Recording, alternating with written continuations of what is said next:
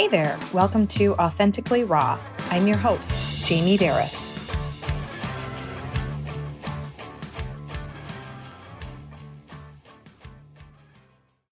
Welcome, Kasie Smith, to Authentically Raw podcast. I am so excited to have you today. Well, thank you so much for having me. I appreciate it. Absolutely. So Kasie is a very empowering woman who is publisher of West Michigan Woman and President of Serendipity Media. And if you could elaborate a little bit more of the many hats that you wear, I'd love it. Sure. I'll start with Serendipity. Serendipity was born a little over 20 years ago, and we started as a magazine publishing company. We started our very first publication in the tour and travel sector, and we actually started our first magazine without a website. There was no social media at that point in time. I mean, old-fashioned business reply cards was how we got leads for potential advertisers. But over the years, the publication grew in both the tour and travel sector. We have a couple of publications that are national and that are in the travel trade market. But we also work with associations, and we also do publications that are custom publishing jobs that we do for other big clients. We work with associations like the Student Youth Travel Association. We have a client in New York, the Schubert Organization and Broadway Inbound. We do a publication for them. We also are doing marketing work. And over the years, we've gone from being a publishing company to not only being a publishing company, but also to be a full service marketing agency. So a lot of our clients that we work with, we do everything from social media. We do design services. We work with our associations to create their other branding for events, things like that. And so over the years, we've really kind of grown from just a publishing company into a full service marketing agency. And that's happened progressively over the course of the 20 years. Locally in West Michigan, about 10 years ago, I actually, prior to the launching West Michigan Woman, really was feeling like most of the work that we did was national. I didn't have any connections or roots here in Grand Rapids where we're located. And so I was really feeling like there's got to be a way to connect with other women. There's got to be, I was late in life getting married. I was late in life having kids. And I'm like, somebody's got to know how to balance and do this all, because I certainly don't know what I'm doing right now. And so kind of brought the idea to my team, like, if I'm looking for this, somebody else has to be looking for it too. And ultimately in 2012, we came up with the idea of West Michigan Woman. We decided to launch it as a website. And we did 3 little events around West Michigan, trying to get people connected to what the idea we were doing, and said, check out our website. We think it's going to be something. And if you're interested in subscribing, fill out this subscription form. And we had 11,000 subscribers in 3 weeks. And it just kind of took off. And in August of 2012, we launched West Michigan Woman Print. And today we have on average about 50,000 people a month that are engaging with us, whether it's through social, our e-news, our print edition, et cetera. So the journey to get to where we are certainly has evolved in 20 years, because the field of publishing and marketing certainly has changed quite a bit. So at Serendipity is our parent company that is overseeing all of those publications, but I work in all of them. So it keeps every day a little bit spicy. Wow. And busy. Busy to say. Very busy. So yeah, it's definitely evolved over the 20 years. Tell me a little bit about that process. I mean, how do you stay afloat with all of the changes? And like you said, I mean, it's completely different today than it was then. How do you? The short, easy answer is I feel like we're flying by our seat of our pants all the time. But I would say I think the key to the evolution of our business really has been the fact that we've let it organically happen, and we've followed some leads and pillars in our industry. So when I first started, we were really trying to align in the publishing side of it, which at the time was the Magazine Publishers Association. And, when they converted over to Magazine Media Association, we kind of followed suit a little bit, because we were then branching out, not just in doing magazines. We were doing social media. We were doing digital content. We were, expanding our work. And so we had organizations and associations like that we really followed and kind of took their lead. And then in the marketing space, every single day, you can look in 17 different directions, and there's, advice and suggested directions to take related to staying on top of, whether it's algorithms for social media or it's website design and what's coming down next from Google. And so, we really leverage leverage those resources that are available to us to help guide us where we're going.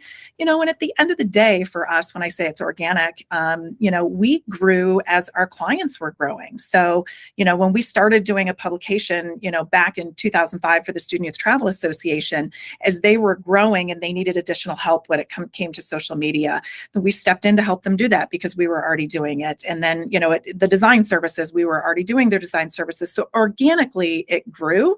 And, I will say there have been points over the career where there have been customers and potential customers we said no to.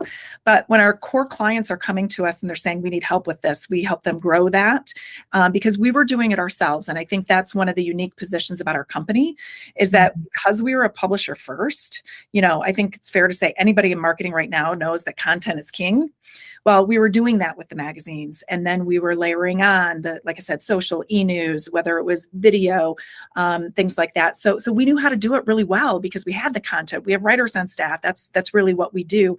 So when we listened to our clients and we organically grew the marketing side, it was really because of that, and we had the skill sets and the expertise in our office to help that and leverage that to grow.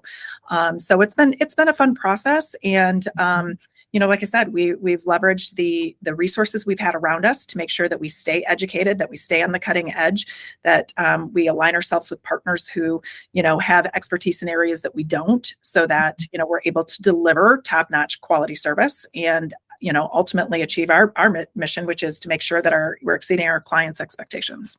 Mm-hmm. I definitely hear that you know your strengths and work with those well. And you also know your weaknesses and you find someone else's strength to fill that. And Exactly. That's how it works. I love West Michigan Woman. Tell me, I'm curious, what are some of your hot topics? Like, what are the best, like, what are the big things? Well, anytime we write something about vaginal rejuvenation, I love it. Goes to the top of the list. We also get quite a bit about menopause and anything related to sexual health. That tends to actually be really, really strong. Now, not always, but on average, if we do something like that.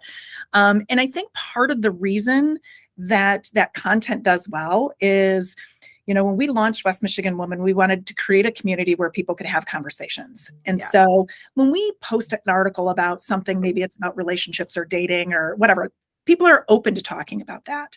But it's not very natural for somebody to be, sitting around a room talking about vaginal rejuvenation, right? So when we throw it out, there's not a lot of conversation that's going, but our open rate, click rates, and website traffic just skyrockets because people are thriving some of this conversation, some of this information, and they do want to understand it. As we get older, let's face it, as you're perimenopause and menopause, I mean, you think when you turn 40 that things go south. I mean, when you get to 50 and 60, it just changes. And, resources and conversation is becoming more and more prevalent related to that. But I also think that, that's why people turn to West Michigan Woman, because we do provide content on all aspects of a lifestyle of, a woman, whether it is sexual wellness. We talk about wellness a lot when it comes to, my goodness, everything from heart health to breast health to just exercise and physical activity. We talk about mental health and mindfulness and well-being and balance. I mean, we talk about every subject under the moon. And a lot of those subjects, people are open and willing to chat about socially and connect with. But we definitely get a spike on the other ones because people want to read about it, but they might not want to be talking about it. No, that is so true because it's something we all relate with, but no one wants to be the first to kind of bring it up. But yeah, and it's a safe spot and it's educational. And I feel there's always resources to go to, or, there's those extra steps, which is very helpful because a lot of times if we're not talking about it, we don't know what to do, where to go, who's going to help us. And there's that community. Yeah, it is. And we have a lot of partners in West Michigan who are working in this space. And it's really nice for us at West Michigan Woman. We can amplify the message that they're really sharing. And that's what we're doing, is we're just shining a spotlight on some of these subjects that people may not want to talk about, but, want to read about and get those resources and see what's available in our community should somebody be facing something that is, certainly a little bit more serious. Definitely. And it does bring that sense of community, I think, together really well in the magazine. Tell me a little bit about how, 20 years you've got some longevity there. And there's life there's pandemics, there's all kinds of outside stuff, inside stuff. What has really kept you going and growing throughout the years? That's a good question. I think at different points of my career, maybe different things were motivators, were different things that kept me going. But I would say the one consistent thing has been team. You know, we've created a culture here at Serendipity that is very team centric, that is very casual. Our team is not for everybody, but we know who we are, we know what we are, we know the type of work that it is, and we know the type of person we want to have come join our team. I mean, it's all laid out in our standards, and our standards have changed over the course of the years.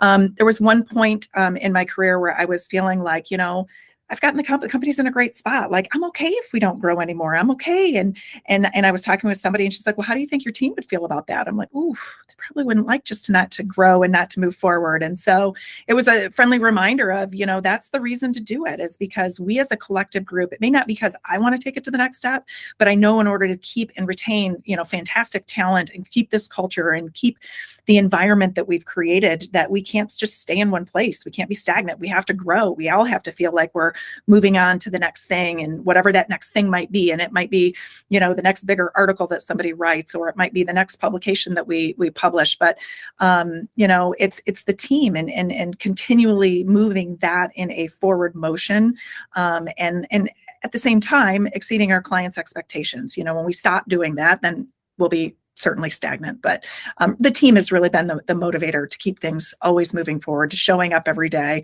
And there are plenty of days that I've shown up and fake it till you make it, and, you know, because some days are rougher than others, but they're the motivating factor in that. Mm-hmm. And I think everybody feels that just in any walk of life, whether it's, you know, personal, professional, any area. It's just keep showing up. Yes. Keep growing. And I mean, to me, I was just, as you were speaking, I'm thinking there's a legacy that's being created. And to be able to let that unfold and keep going, you know, well beyond after you've left. I mean, that's a really, really cool thing. Definitely. So tell me, you know, and I do feel like burnout comes up a lot lately. And I feel like so many women, we sometimes, you know, it's keep showing up, but sometimes we reach that point where it's like, okay, I'm burnout. I'm exhausted. There's these times when you're stuck in a rut, whether it's, you know, it's beyond our control or not. I mean, are there times when you really felt as if, okay, you second guess, or it's just enough? Has there been anything like that? Yeah, the pandemic for me was, I can honestly say I've been very fortunate over my lifespan, that I don't think I have really had to battle like depression or anything like that. But the pandemic got me as close to being beaten down as I ever thought virtually possible. I mean, there were so many days where I'm like, I'm done. I want out. I'm going to, you know, I can't do it. I mean, it was just in little context on that. I mean, when you look at our portfolio and if you were to go to our website and see our client base, I mean, we are tour and travel, arts, entertainment, Broadway, and then locally, you know, we're pretty much the same in that space. And all of our marketing services clients fall in that space too. So when the pandemic hit, you know, we lost 2/3 of our business overnight, and it just continued to dwindle through 20 into 21. 21 was worse for us than 20 was. So it was, and not only that, on our marketing work, we switched not only from losing advertisers and losing, you know, the base of revenue that was coming in, but on our marketing services work, we flipped into really crisis management mode. So now our whole team is going full throttle, marketing team, particularly with our marketing services clients, creating events and virtual events that, you know, we had never done before, and doing it in a crisis mode constantly, and doing that for so long. And, you know, tour and travel's still not back. I mean, I know that there's the acumen for people to want to travel, but there's a contagious reaction to this. Like, people need to get out traveling. Once they do, then, you know, eventually destinations will have budgets to start marketing to, you know, the consumers. So there's a long tail on getting back to where things were. So, to say that burnout for me was, the end of 21 going into 22 was really difficult. I particularly have a leadership consultant that I work with, and I wouldn't have been able to get through it without her. I mean, certainly without family, friends, those kinds of things, but the impact that COVID had on our business, and I could go down the laundry list, of which I won't do because but it was so difficult. And for me, it was needing to talk to somebody about it, being able to get it off my chest, to be able to vent about it time and time again, to be able to, work through it. And for me personally, like, one of the things that I struggle with personally is really labeling feelings that I'm having. I just often, because I'm a problem solver, I just, okay, this happened. All right, don't acknowledge your feelings, move on and create a solution. And so I always go over that. And so I was fortunate during that period of time to have somebody help me try to really identify, the feelings and the emotions, because when you skip over that piece of it, they get buried, and then they bubble up in a way that is just not comfortable and not constructive. So that's really what happened to me with burnout. I think that the other thing I'm experiencing now is, the older I get, the more recovery time, and I refer to it as recovery time, that I actually need. I'm a grinder. I can go, all day, 12-hour days, not a big deal to me. But I can do what used to be able to do that 5 days a week. Once I do 3 days, by the 4th day, I'm starting to get tired. And by the 5th day, a few weeks ago, I fell asleep in a chair on Friday afternoon. I'm like, oh my gosh.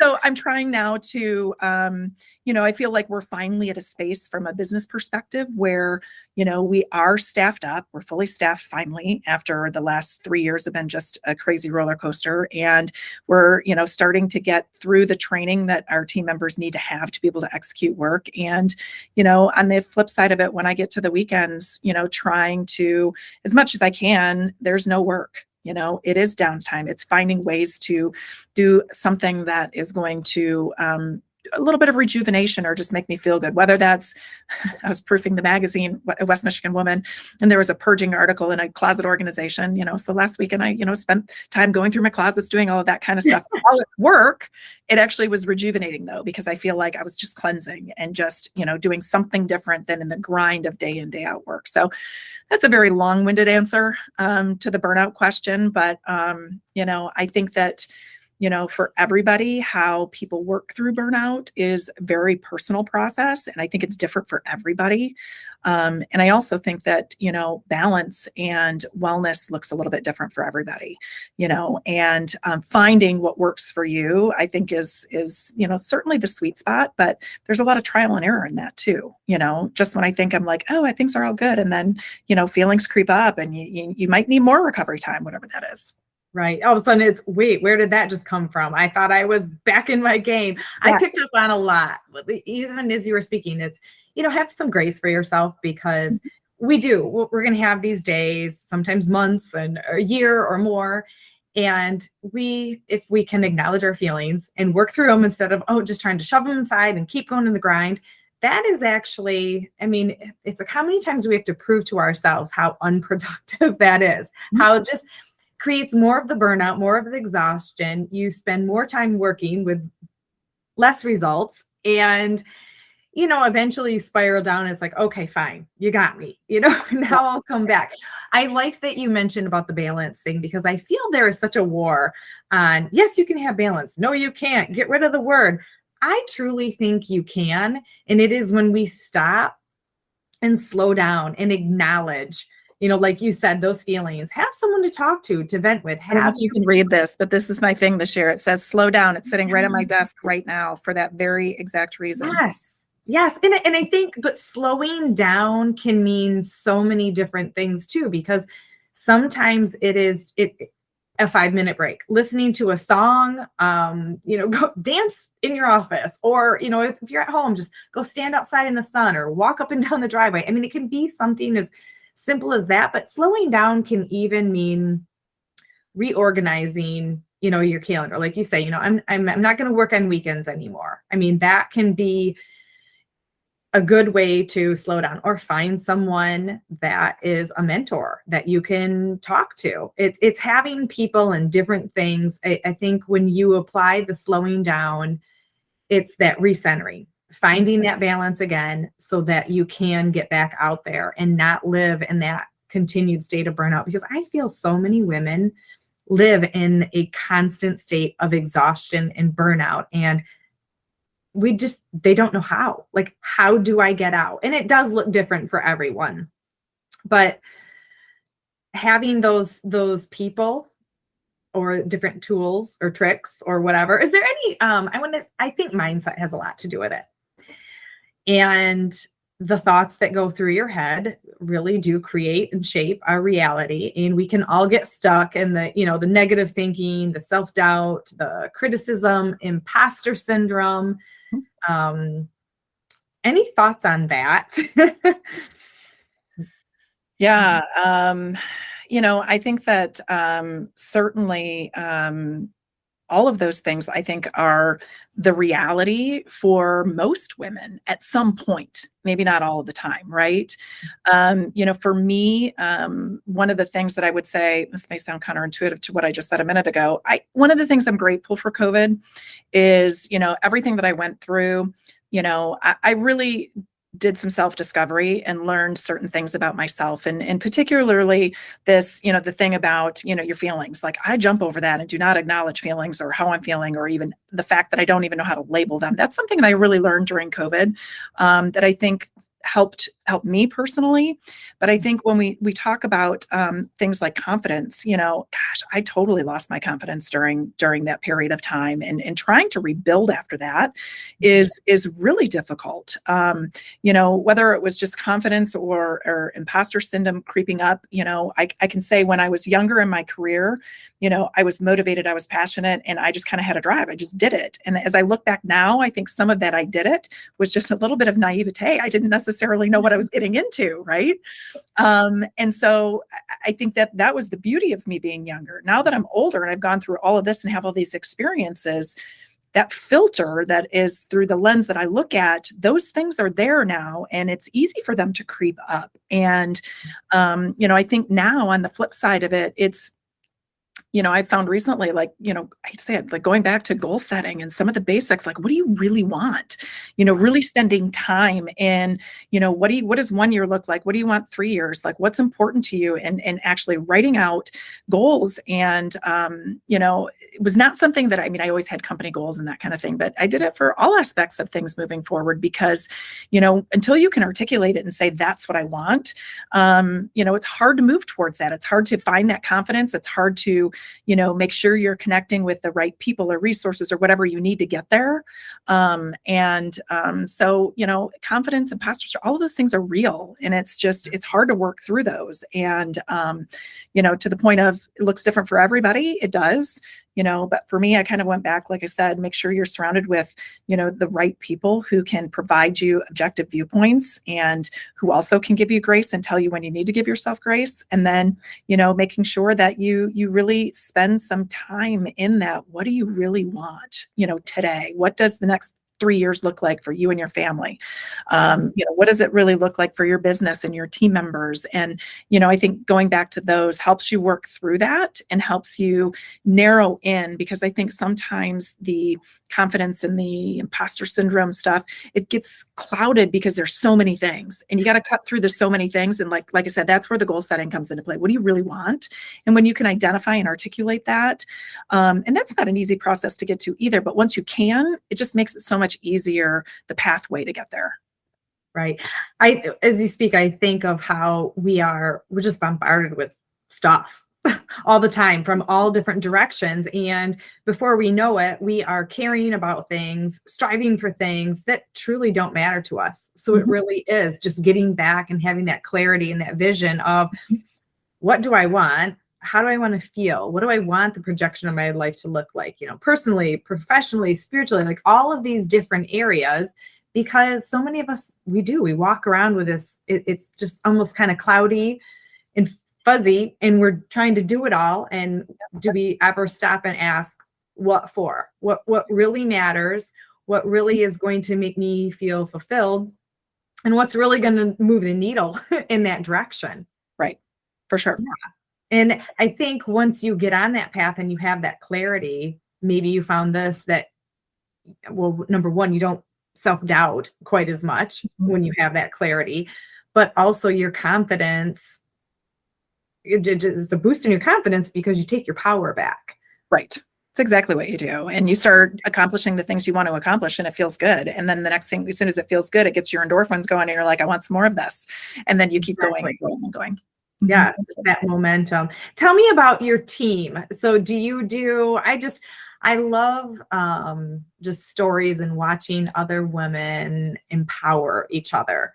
That women supporting women in any area of their life. I love that. Is there any practices that you do? Maybe it's in your personal life with your friends, but maybe, professionally too. Is there anything that really keeps you up and helps build that in your life? Yeah. So, the team here, and I will say probably most of my career, I have been surrounded by extremely talented women. Mm-hmm. So, I've had a career where, there's a lot of women who are working in a male-dominated field, and they experience a lot of the, challenges that women experiences that they grow in their career with, how working in a male-dominated field is.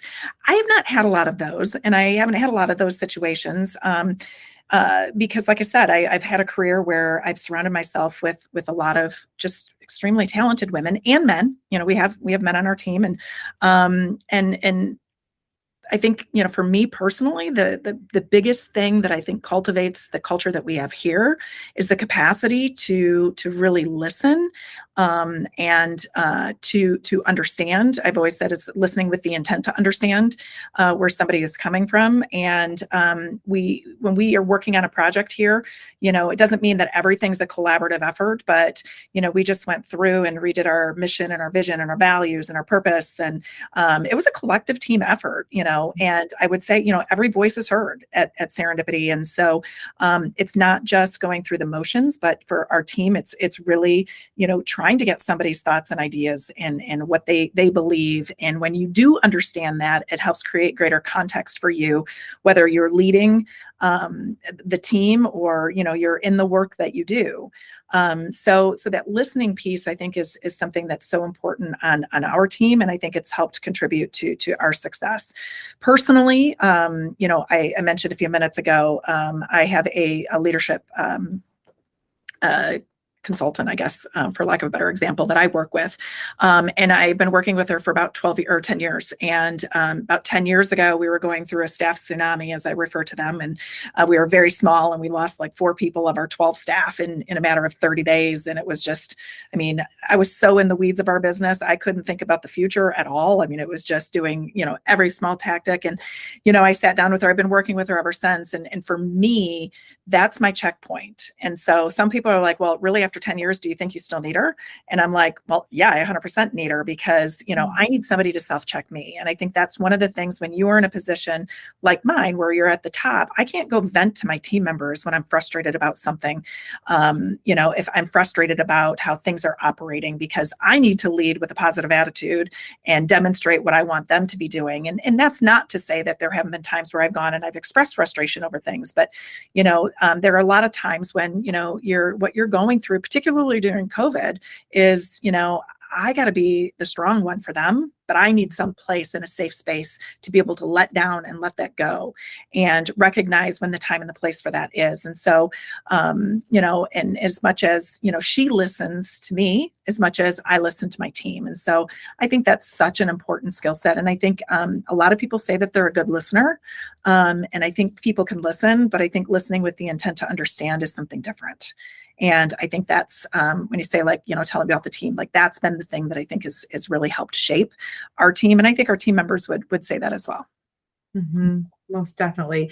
And I like to, there's that sense of accountability from everyone, because when everybody's listening and understanding, you get everybody and you can help keep each other accountable. Yes. And really, truly, accountability just came in, not just with your leadership, but mentor that you work with, but just on your whole team. And like you said, I picture someone as a leader just coming in, with their hands down to help pull everyone up. And that's just that empowerment. It keeps everybody going, because we all need a hand some days, let's face it, right? And if you come in, it's always like blah on everyone, that just keeps everybody a little low, but most definitely.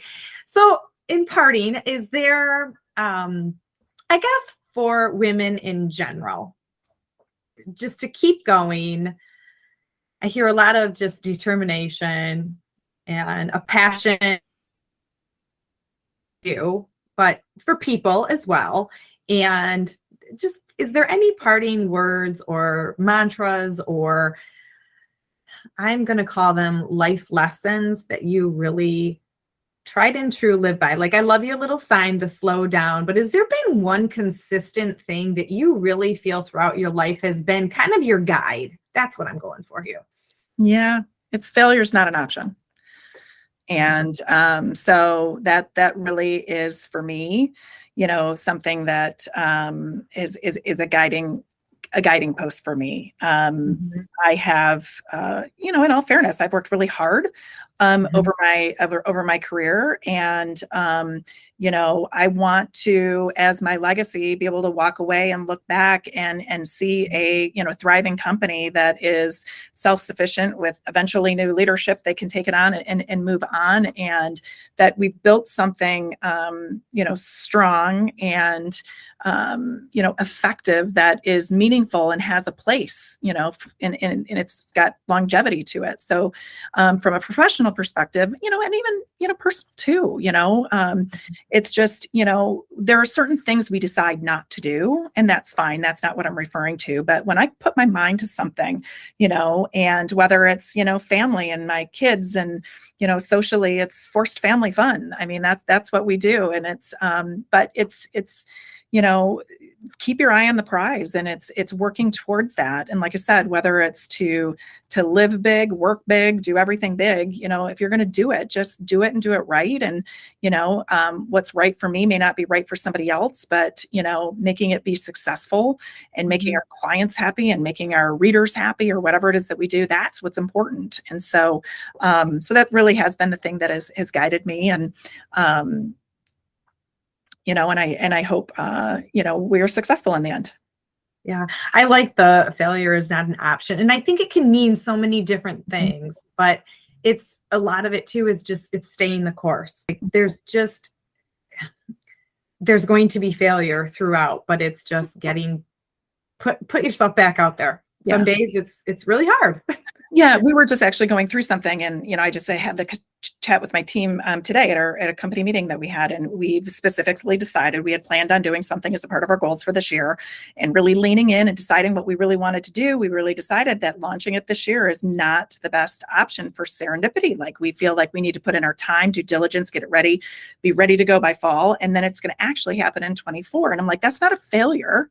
That just means actually it's more successful for us, because we did our due diligence, and we don't want to do it until we know we can be wildly successful in what it is that we do. And so, just because you don't do something doesn't mean you failed. You may be not doing something for a very intentional reason that will help you grow in the long run. And so I think it's important to keep that in mind as you kind of go through and look at your goals. And like I said, identify what you want, and let that be your guidepost. And you learn a lot from your failures. I mean, it's the new direction or redirection or whatever it is. That's just part of life. That's exactly the path to success. Right? So it's amazing. Those valuable lessons from the failures.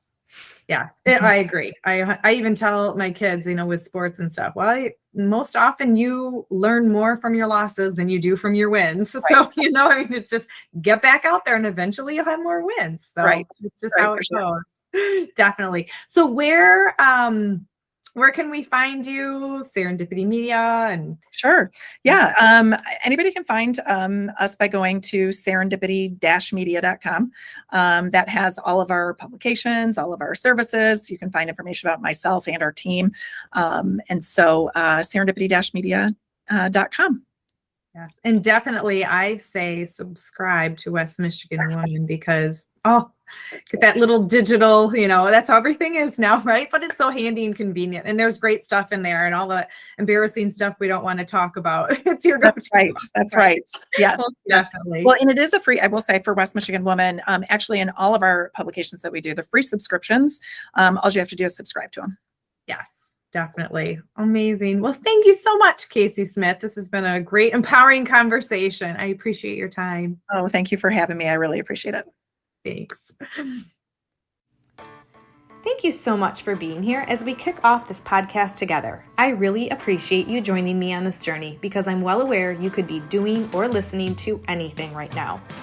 Hey, if you enjoy the Authentically Raw content, please support the show by following, rating, and reviewing on Apple Podcasts or wherever you listen. You can also follow me on social media for daily inspiration.